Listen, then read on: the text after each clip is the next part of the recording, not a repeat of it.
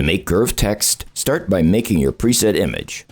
For this tutorial, we'll set the parameters to 2550 by 3300 pixels at a resolution of 300.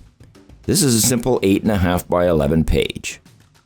If you plan to use this often, simply save it as one of your presets by naming it and clicking this Save button. First, go to the Shape tool and select Circle. If it's not visible, click on the tool collection until you see it, then draw the circle. You can change the size by dragging any of the corner nodes, and if you hold down the Shift key, it will retain its constraints. Next, select the Type tool from the Tools panel or select T on the keyboard.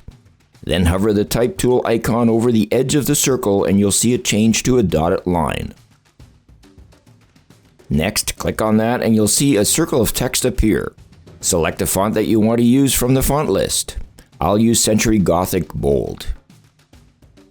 Then choose a color from the color picker and hit OK. At this point, you can select the size of the text and type what you'd like it to say. If you look at your Layers panel, you'll see 3 layers: the background, the circle, and the text. If you're happy with the text and where it's placed, you can hide the circle by clicking on the visibility marker. If you want to move the text to the side of the circle or underneath, click on the Path Selection tool and click on the circle.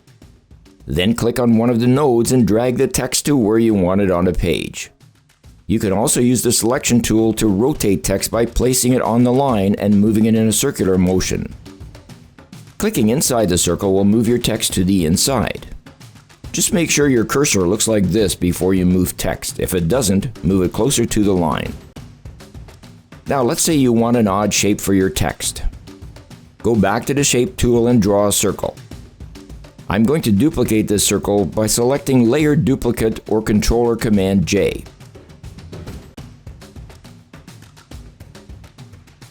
I can resize one of the circles by selecting Ctrl or Command T and dragging a corner. You can also fill the circle with any color as well as change the line color right here. Once you've created the different shapes, highlight the layers and select Layer Combine Shapes and unite the shapes.